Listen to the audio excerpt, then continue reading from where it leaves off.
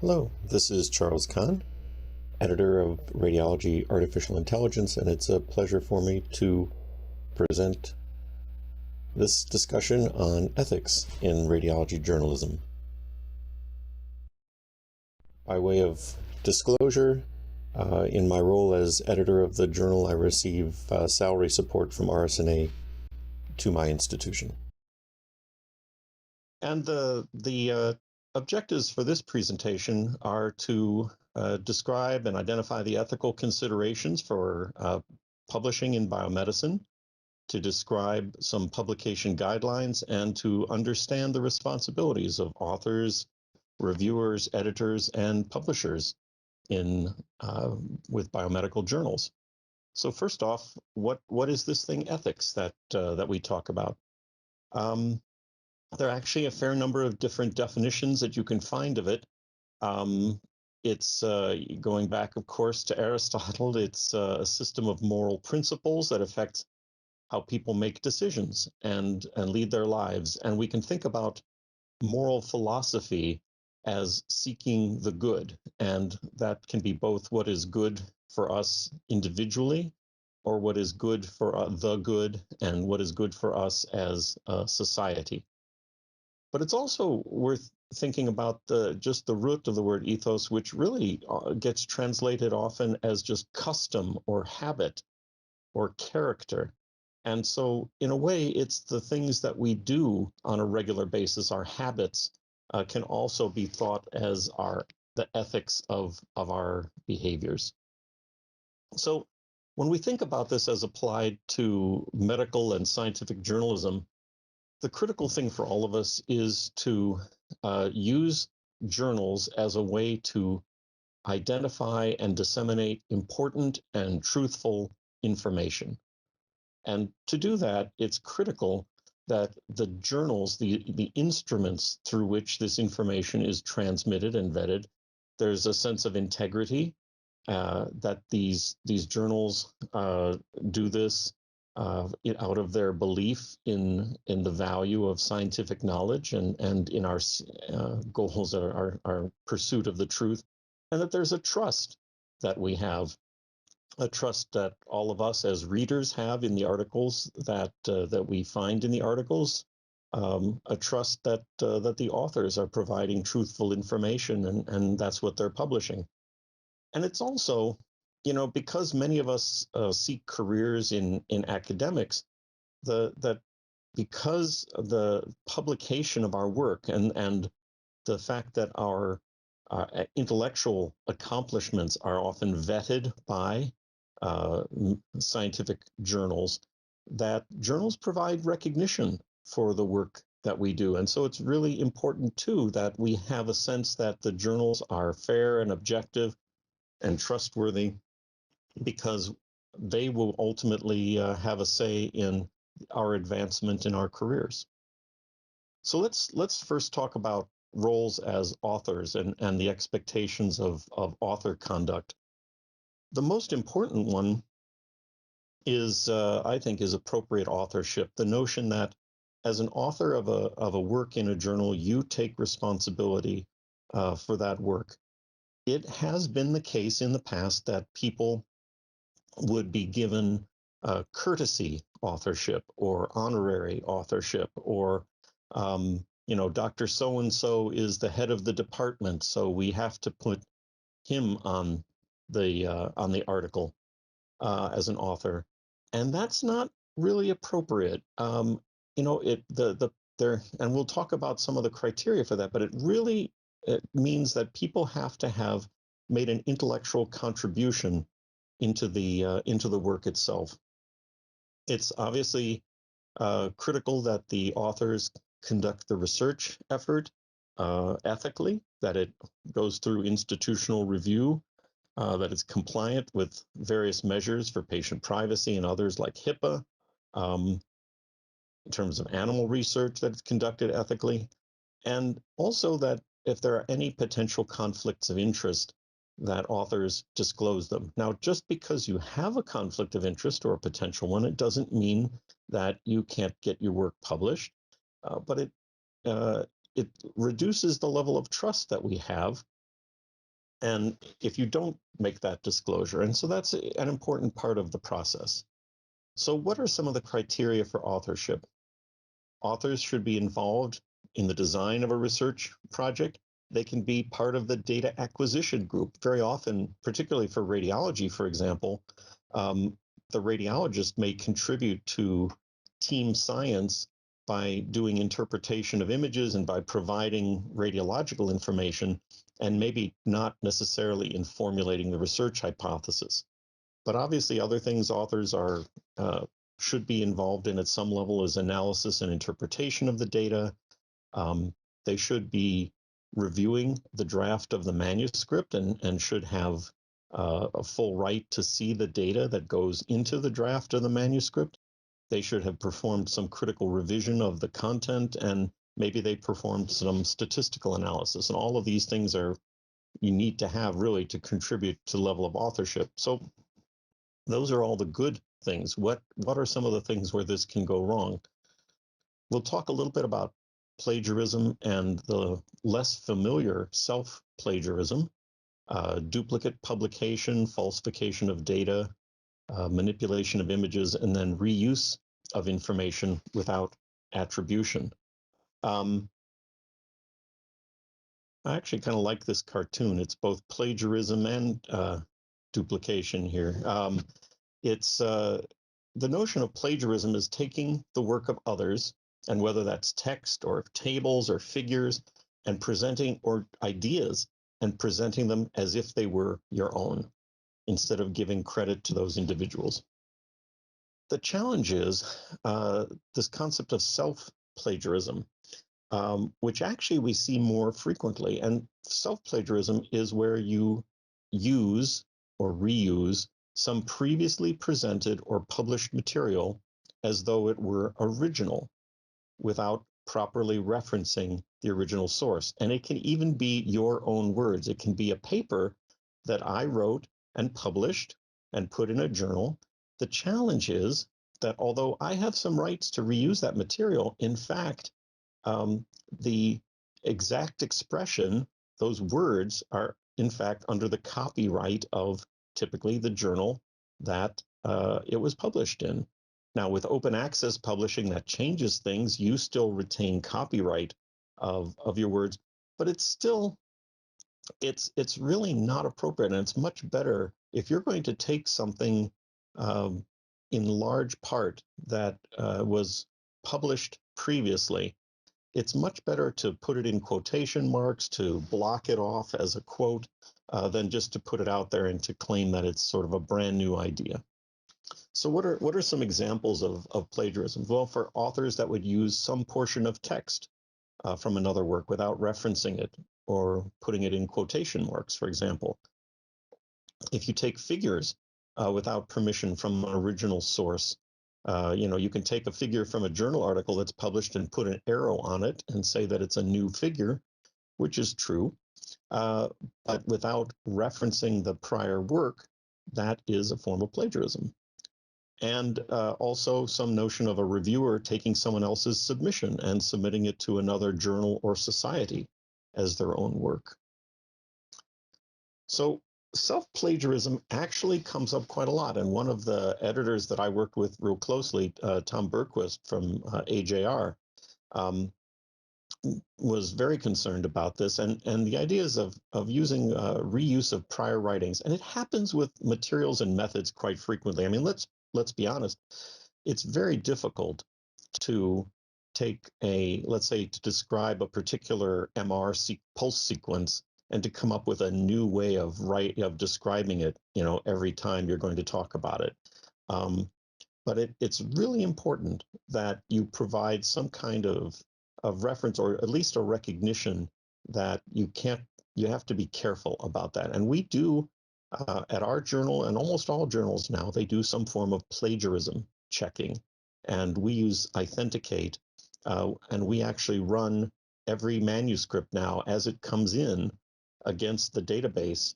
And it finds actually papers that people have published in archive, for example, as a preprint, which is okay, except they're supposed to acknowledge to us in their cover letter that that paper has been presented as a preprint before. I don't say published, but that the paper is available as a preprint.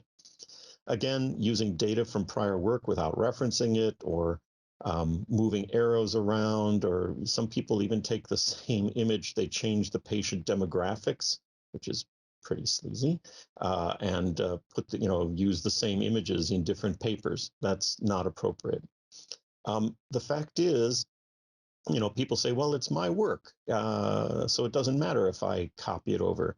The fact is, though, it's a violation of the copyright transfer agreement that you sign. And in part, that's why we have authors sign the transfer agreement up front, because it basically says that they are submitting the work to us under the understanding that it's either original work or it has proper citation of prior art. So how do you avoid these problems with plagiarism? It's really not that hard. If it's 1 or 2 sentences or less, you put the content in quotes and you identify the source of it. If it's something more substantial in terms of text or images or tables, you obtain permission from the journal in which it was published and or the authors. You quote the material, and again, you cite the reference for it.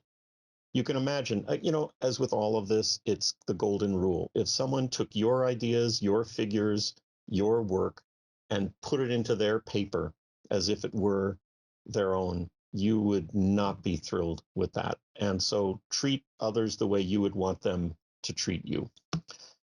Interestingly, so they used BLAST software, the software that was used to identify to do gene sequence matching, and they looked at 7 million abstracts using ET-BLAST, and it found tens of thousands of similar articles, which were growing in number.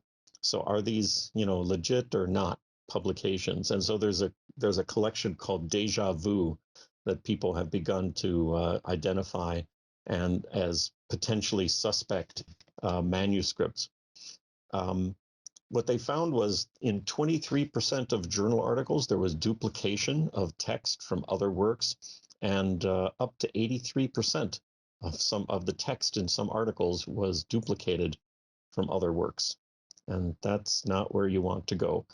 And remember too, this goes back to that notion of the expectation of trust in a journal. When you read a journal, you expect the material in that journal. You're reading it, you're investing your time in reading it because you think it's going to be original.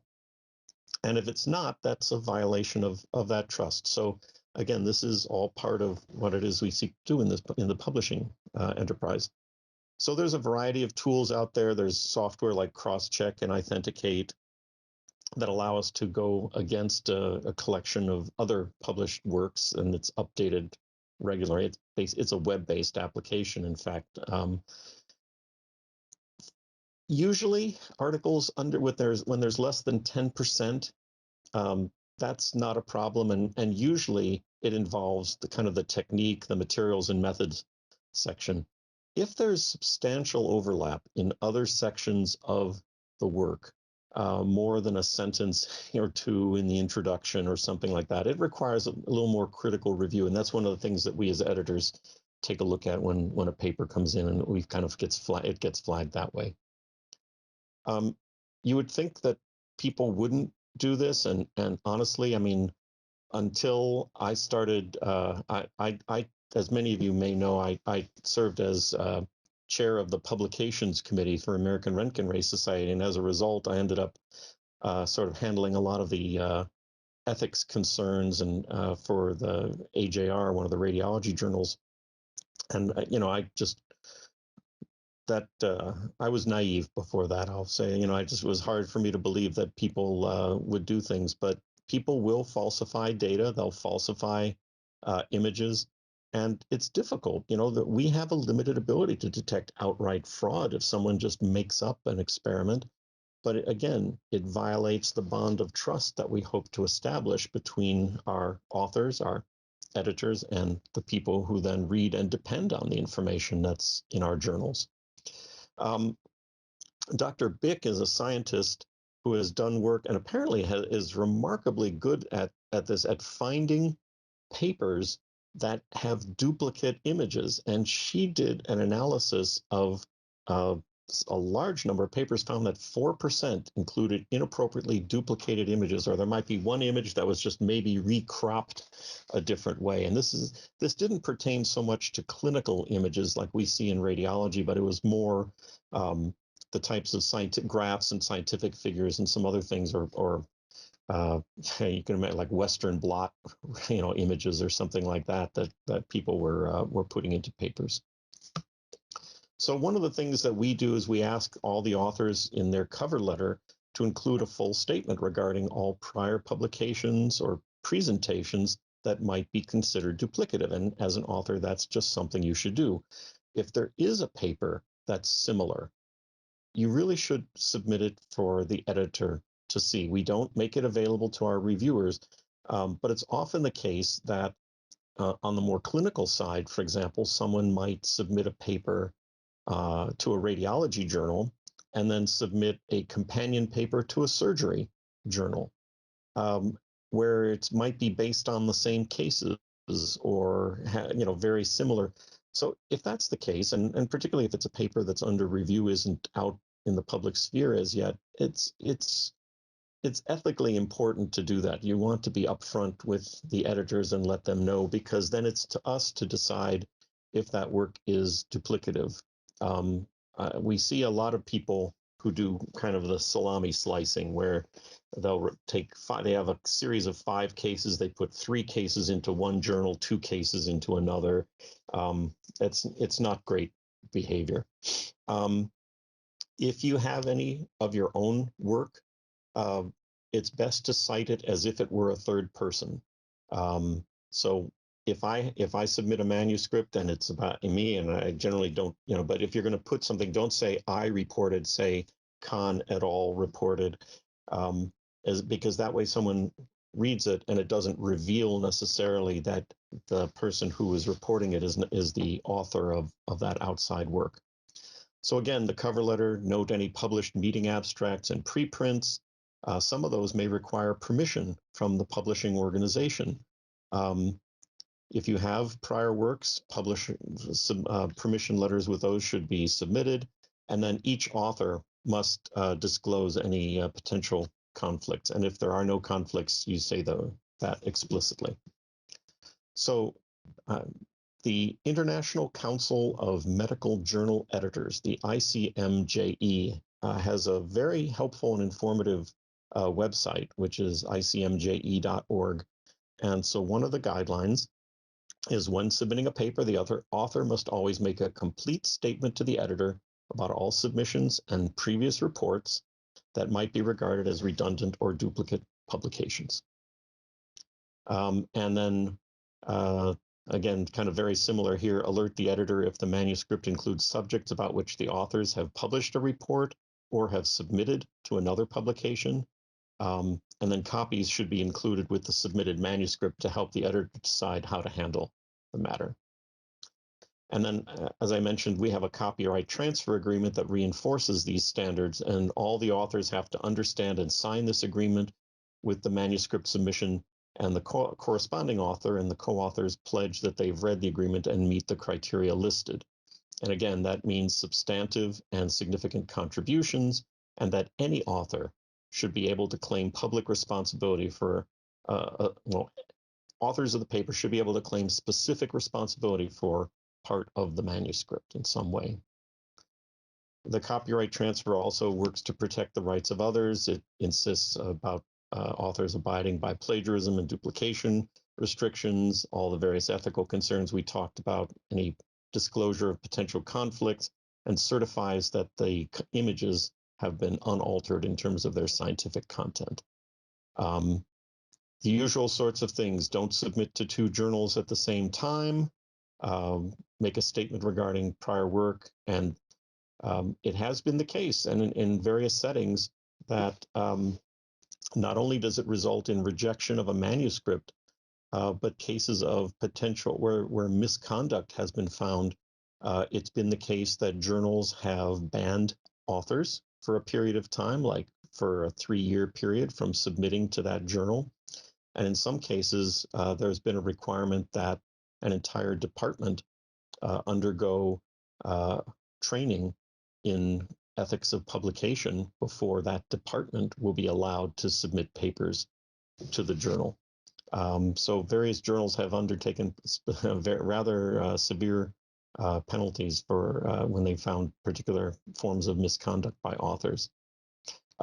In terms of dealing with meeting abstracts, if you have a paper, and particularly one that has been submitted to another society and accepted for publication, again, include it with your cover letter. It used to be the case for RSNA, for example, that if you had an abstract accepted to the annual meeting, that you were required to bring your manuscript to the annual meeting and at the latest and submit the corresponding paper. Now, most societies don't have that as a requirement any longer. But for example, if you submit a paper to, let's say, MICI or SPIE or SIM on some informatics AI topic, and then you submit a paper to one of the RSNA journals, the question is, does that material belong to the other society that accepted it? And in many cases, they may have an expectation that they have the right of first refusal of a manuscript that's related to that work. And they might request retraction of the paper that you've sent to an RSNA journal, for example. And it's also the case that they don't want to be scooped. They don't like the idea that you're going to get a paper published in a journal before your presentation is going to be given at their meeting. So all of these things play into it. And the best way to deal with that, again, is just be upfront. If you have a paper that's been accepted to a meeting, you just make that as a disclosure to the editor, and then we work with the authors regarding that. Here's one. Since January 2020, independent sleuths and journals have flagged more than 1,000 published papers potentially linked to paper mills, companies that produce fraudulent articles. And hundreds of these papers have been retracted, corrected, or labeled with an expression of concern.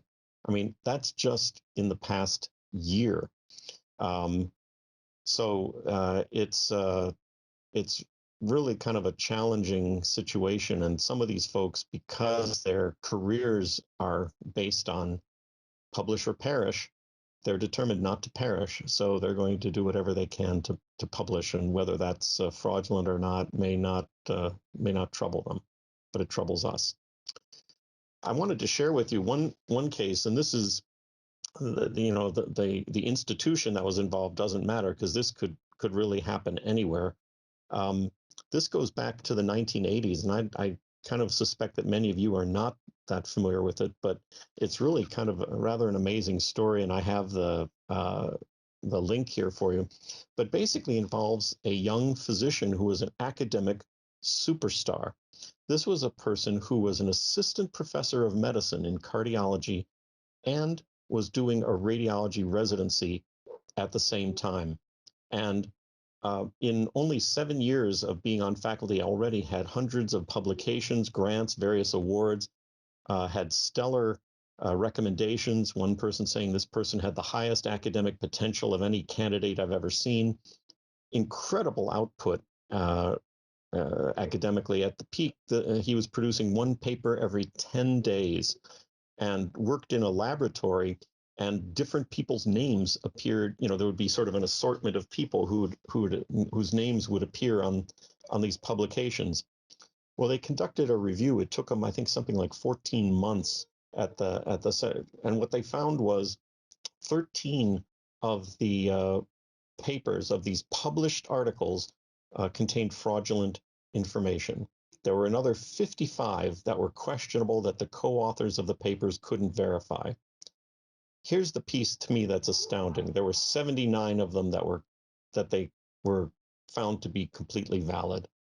And it's almost unimaginable to me that somebody in their early years as an assistant professor of medicine who is also doing a radiology imagine being on faculty in medicine and doing radiology residency at the same time, and having almost 80 published papers in that period of time wouldn't be considered just a superstar, but something clicked with this person and they just felt like I have to publish papers and just was making up data in order to do so. Along the way, sadly, this process dragged down a number of people in that laboratory who were associated with this individual because their names appeared on these tainted publications. And, you know, in many cases, they weren't even aware that these papers were going out until they saw their name on a paper. And who doesn't like to see their name as a co-author on a paper that's already published? And, oh, I guess I must have done something on that paper. It's very nice. But unfortunately, that's not the way things work. Let's talk a little bit about reviewer conduct.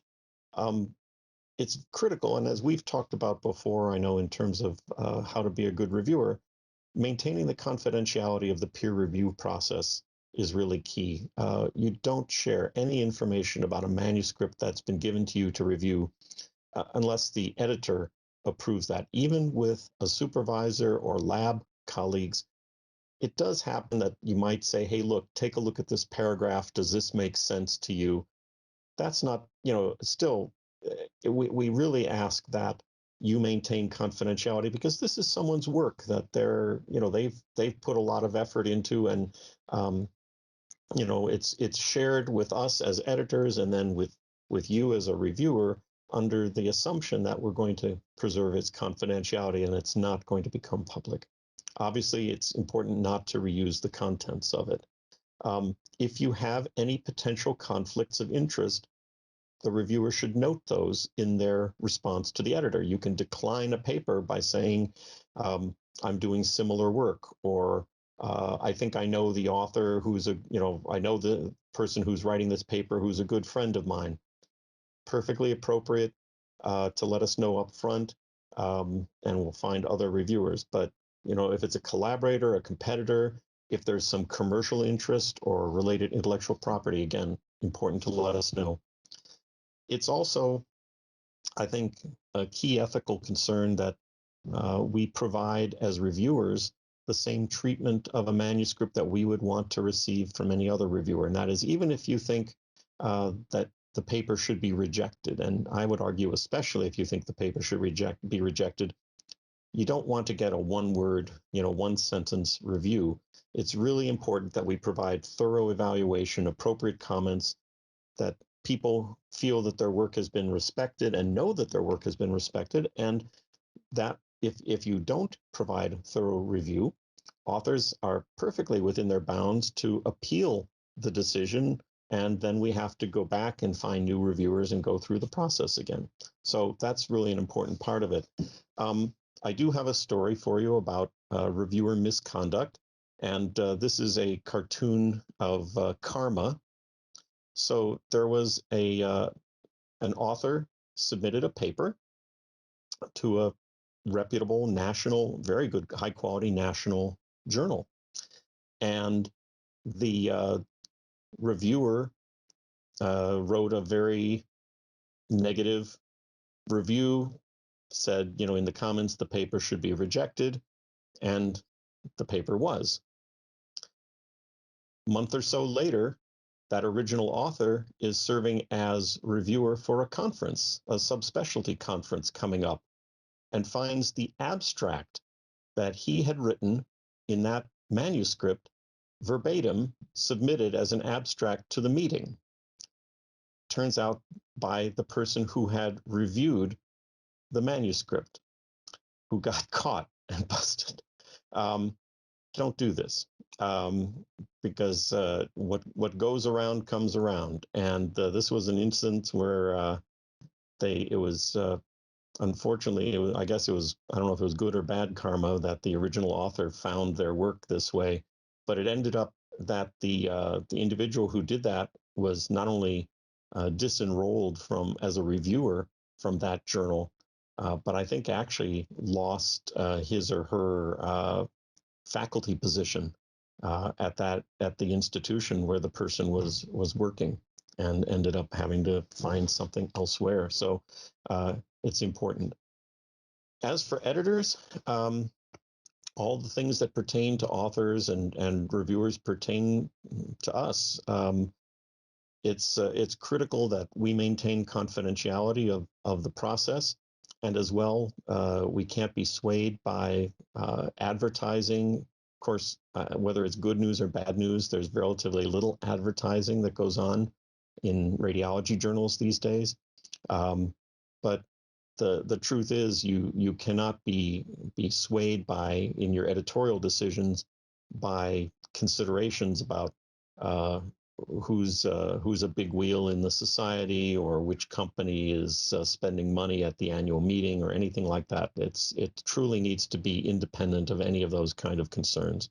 And journals should have formal policies that describe what advertising is like in both their print and electronic editions, and editors should have authority in approving advertisements and enforcing that advertising policy to assure that it doesn't encroach upon or in any way corrupt the scientific process.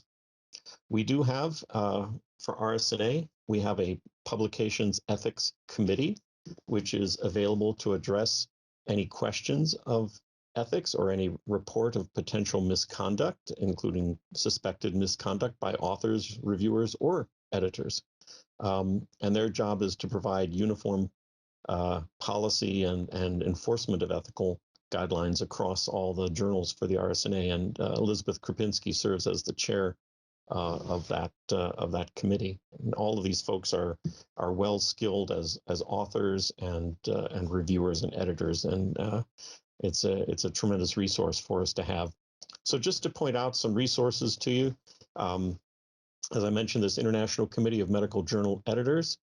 There's a group called COPE, the Committee on Publication Ethics, and there's a World Association of Medical Journal Editors, and they all have websites that have useful guidelines. Most people use the ICMJE. It's taken me a while to get that acronym to trip off my tongue readily. So with that, I will close, say thank you, and let's see if we have any questions out there.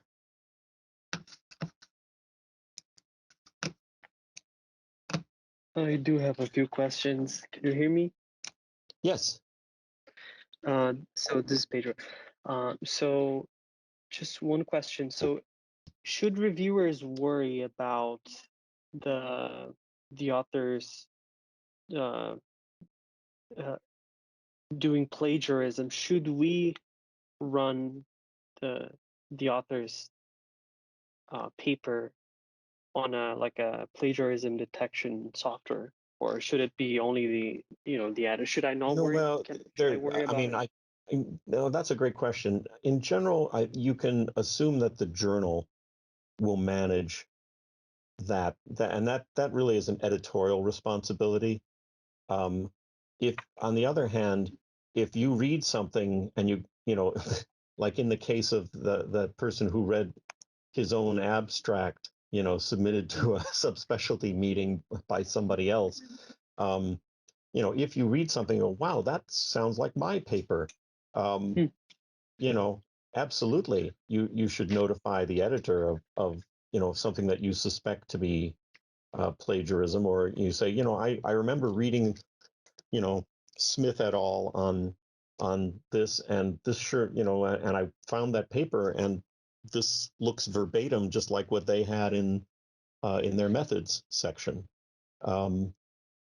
Yeah, it's certainly appropriate. Do you, I wouldn't say that I wouldn't stop anyone, but I will tell you that having a subscription to these services like Authenticate, we pay money for every paper that we run through their service.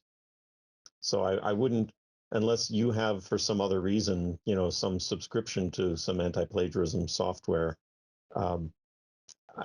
It's not required of our reviewers. Quite frankly, we're more interested in your expert opinion on content and meaning and scientific value than we are on, punctuation and did they copy words from somewhere, because that's the more mechanical things we can, we have mechanical devices that'll do that for us. but they can't do the thinking about the papers, as critically as you can. Just since I just asked questions, just wanted to ask another one. So about self-plagiarism, I've seen it defined in different ways. I think I've seen it defined in at least or exemplified in with the three different situations. So one of them would be what you described, which is obviously self-plagiarism, like repeating your work and almost like verbatim. So that's like very obviously unethical. The second thing I've seen described as would be if you use the same cohort and then you just you're trying to publish more papers with a single cohort, and then you just try to get as much as you can from your I guess your data sets. But at the same time, I've seen that done very often. So especially if it's a large database, if you have the same data set and you have a different scientific question, Mm-hmm. I've seen people I'm currently working on a project that we encountered a situation like we have this data set, we already published a paper that looks at something specific, and then we have a different hypothesis that we wanted to test. Should I worry about being accused of, say, self-plagiarism? So I would Sometimes well I I was would just gonna oh, go ahead, finish, please. I was just gonna mention that sometimes you have so many results at the same time that it's just like your paper would be so big that maybe there are different messages that could be Yeah. split into different papers as well. Oh, absolutely. And you can imagine, I mean, what about people who do work off of large, Mimic or various other large public data sets, right? So the answer is just using data that has been published before. Again, that to me does not make it self-plagiarism as long as you cite the information about it, right? I mean, and then it becomes a judgment for the editor. Now, if in your paper you make it sound like this is a brand new data set that you've just built, then that would be inappropriate. But Mm-hmm. and if you feel that saying who built the data set and all of that would unblind the work or would somehow compromise an unbiased review of the work, then you can provide information on that to the editor, and then the editor can decide how best can work with you to decide how to kind of blind the description of the source of the data so that it doesn't compromise something. Does that make sense? Yes, it does. Thank you. I guess the third situation that I was thinking that I've seen people talking about is the fear of citing yourself too much. Because if you're someone who's just citing yourself, obviously some people want to inflate the citation. Um, so, but at the same time, sometimes the ethical thing is to cite yourself Right. if you've used that data set before, et cetera, that kind of stuff. And that's why in some journals, what they would do is any paper that of yours would end up in the reference section as blinded. The problem is these days it's so easy to do a PubMed search and find all the articles on a particular topic, or for those people who are familiar with it, when you look at a bibliography, you kind of go, wow, that really seems to be missing a work by so and so, and like, oh, that must be who wrote this paper. So that's why I suggest if you're going to cite something that you wrote, then you write Conte et al., provide an analysis, and then you cite the paper. And that's doing it as a third person citation is a valuable way to handle that. Great questions, James. I think you had a question there. Yeah. So I had an interesting ethical question. I just wanted to ask the group what they thought. So I was peer reviewing a paper a couple of months ago, an AI paper, not for Radiology AI, but for another journal. And they were posting state-of-the-art results in something. And I and the other editor said, well, actually, there is an open data set, actually, that you could use as external validation. So why didn't you analyze your stuff on that? So they did, and it performed terribly. And in their defense, they acknowledged that in their revision, but we said we reject the paper because it's no longer state of the art. Anyway, last week, I've just seen it's published in another journal, and they haven't talked about the results in that external data set. Now, I now know that they haven't told any lies. You know, it's almost a lie by omission. But Yes. what they've said isn't wrong. But they also, and I know that their results aren't state of the art. Anyway, I haven't said anything, but I just wonder what the group would do if you'd say anything on Twitter, if you just keep your mouth shut. Because we're not really meant to identify when we're reviewers either, right? Well, you know, I guess the short answer is you had access to that paper that did the analysis against the public data set as privileged information, right? So it really, you know, it really is not, you're not in a position, and it becomes a little bit, you know, in a sense, you're right. They haven't lied. They've said, here's how the system worked on our data set. And I agree with you. I'm not thrilled about that, because that's not good science, right? You know, it's selective inclusion of facts in terms of publishing, which is not the way to do things. But you know, it's I guess I would say I think you've chosen the right thing to do, which is you know, you hate to say it, but it's like being on a grand jury. The testimony that is provided to you is done in confidence. You're not allowed to go out then and write an article about it, you know, or broadcast it. So those are important considerations. You know, now I will tell you some of my horror stories. I've had a paper that I submitted to a journal, and it came back with a one-sentence review. It said, other people are doing this. It's like, well, okay. Who and what are they doing exactly? Would have been nice to have some specifics. But basically what it meant was a friend of the editor was writing a paper that was probably in review, and they didn't want my paper to beat that one to it. I assume. I mean, I had another one where with a co-author, we were using data from a published article, and along the way we found an error. We found that, and you know, basically it was an article that analyzed various medical plans and said which one was the most effective. And so it was actually giving a care recommendation. And, you know, we looked at it and said, no, they actually had left out a step in their decision tree and had generated an error. So we actually contacted the individual, who was rather irate that, and we offered the person the chance to, you know, make a correction to their paper. Said basically, well, I'm not in, you know, that's not current work anymore. I'm not, my grant on that has expired, so I'm not interested in revisiting that work. Turned out we submitted a paper. We wrote a letter to the editor of that journal. Then we submitted a paper to another article, where the paper got sat on for a year and then rejected.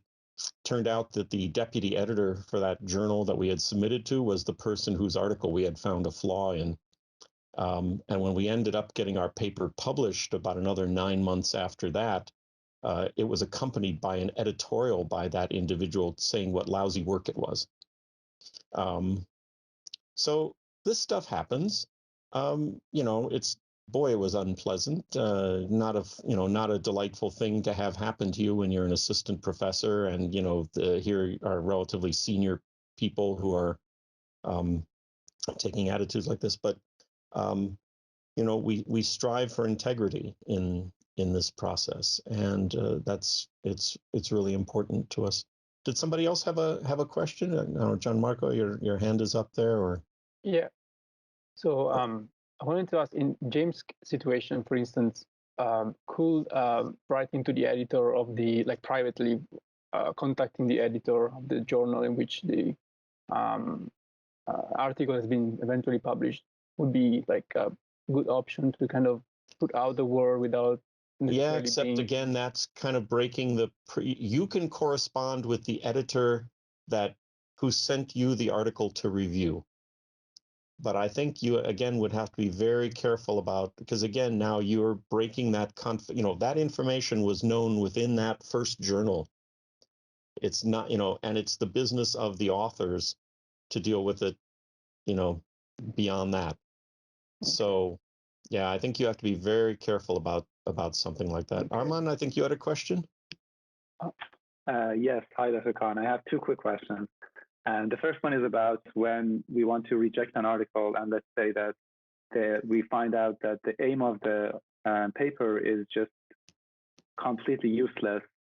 How deep should we, like, that's enough for rejection? Should we start to analyze everything else, or is that an enough commentary if we just make that comment? Well, I think it needs, whatever comments you provide, it's important that you provide a suitable justification for them. So in other words, if someone was doing a paper about bloodletting as a cure for madness, I think we could, kind of get past leeches and indicate that is no longer considered state of the art. I hope, in fact, that you would never get that paper, because it would be spiked by the deputy editors before it ever got to you. But if that's the case, it may well be that, we're not all experts in everything. And in fact, there are, of our deputy editors, 2 are physicians, or pardon me, 1 is a physician, and the other 3 are scientists, right? And so they may, the people who are not clinical may not be current on all the clinical situation. So if you say, wait a second, therapy has moved beyond this, that's perfectly appropriate, but again, providing an appropriate justification is the key thing. And again, if this were your work, how would you want reviewers to treat it, and that's why I really do believe we want to get it. You don't have to write a 38-point response to it. On the other hand, at least providing, some useful feedback to somebody to, if this were your friend, your colleague, trying to guide them onto the right path, because that's really what the role of a reviewer is there to identify, yes, we're there to poke holes and find the flaws in articles, right, which every paper has. But as well, it's also to help make the journal better, and it's to help make the manuscripts better. And so that's one of the things that we can do for authors. So yeah, it's always kind of a fine balance. You had another question? Yes. What is the policy of our journal for preprints? Because I can imagine preprints is gonna, take care of a lot of the things that we're discussing about trying to dump other people's work, so that there can be first and things like that. Yeah. So I was wondering. Our editorial board, we actually changed RSNA policy on this one. Oh. And our editorial board voted unanimously to allow preprints to be considered. So we regard them in the same way that we regard a presentation at a national meeting. I mean, if you get up at the RSNA annual meeting and you give your slides and you talk about, you walk through your data, you've kind of shared your findings with the world, but not in a peer-reviewed journal format, right? So it's the same thing for papers that appear in arXiv, medRxiv, bioRxiv. The idea that we allow preprints to be considered. I can tell you there are other journals, some journal editors are very strict about this. I had a paper that I got an abstract, I had an extended abstract to SIM, Society for Imaging Informatics in Medicine. And it was like I don't know, 800-word extended abstract, something like that, that they posted, got accepted and got posted online. A journal editor considered that prior work and said, anything, I won't accept a manuscript based on that. It's like, well, okay, different journals take, and that's the prerogative of an editor and of the editorial board of a journal to decide. But because so much of our content comes from the world of computer science, data science, AI, where much of the action happens in preprints, that we wanted to consider those. Great, Thanks. thank you. If I can, I still have a couple of quick questions. Sure. So one is actually related to preprint, and I was wondering, so all these concerns about ethics in publication and reviewing, they're all basically lost when it comes to archive, bioarchive, and all these type of sources. And so I was wondering, well, what's your? So personally, I'm very kind of concerned about the importance that these paper published in these basically not reviewed sources are having.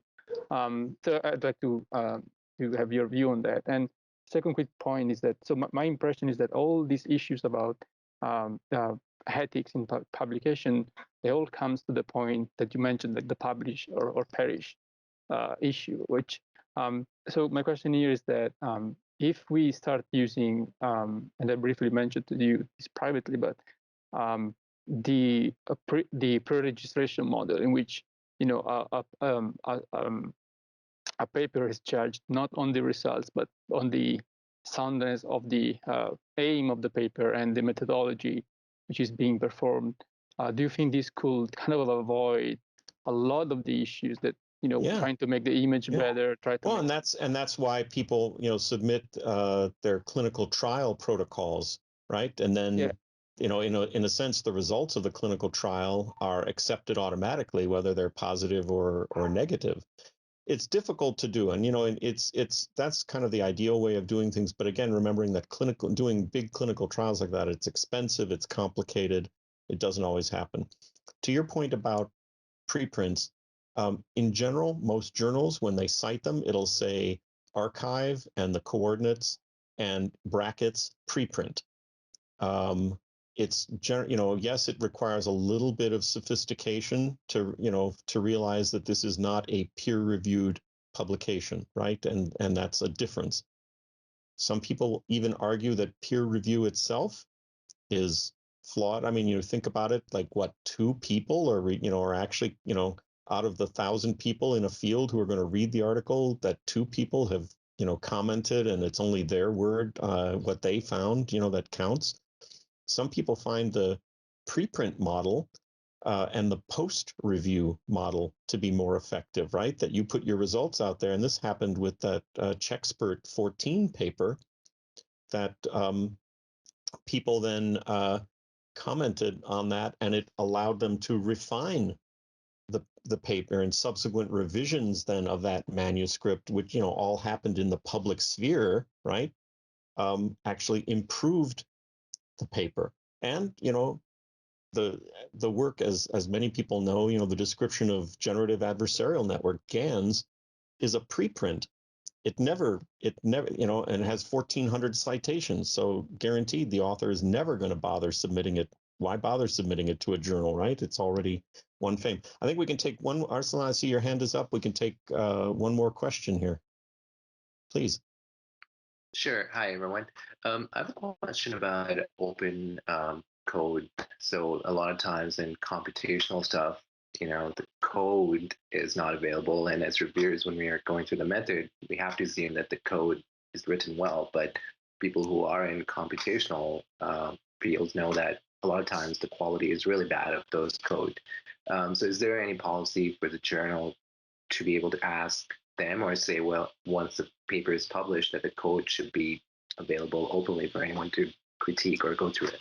And that's something that we've kind of wrestled with, and it's challenging. Certainly for proprietary software, it's the case that the argument is, well, I can't make, a particular company, put its code up on a website somewhere, but it has to be available at a reasonable price, right? I mean, they have to kind of sell it at a reasonable price, non-discriminatory license, that sort of thing.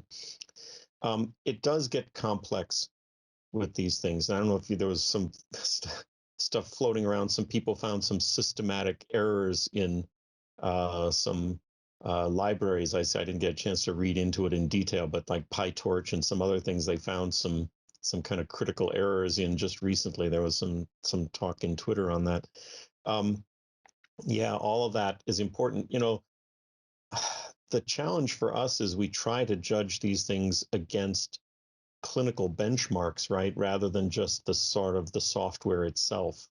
And that's kind of where a translational journal like ours comes in particular, because we're not so much interested in just the algorithm per se, and we really want to see the implementation of that and how it works in practice. But that's an ongoing consideration, and getting, as you can imagine, some people are less enthusiastic than others about putting their code into the public sphere, but it's also something that it can be a requirement, right, as part of what you have to do in order to get a work for publication. So if that's something of interest to you, it's definitely something we can explore further going forward. Thanks for the question. That's a good one. Well, hey, thank you, everybody. We're at time. Thanks very much, and take care. We'll see you next webinar. Bye now. Thank you. Bye. Bye-bye.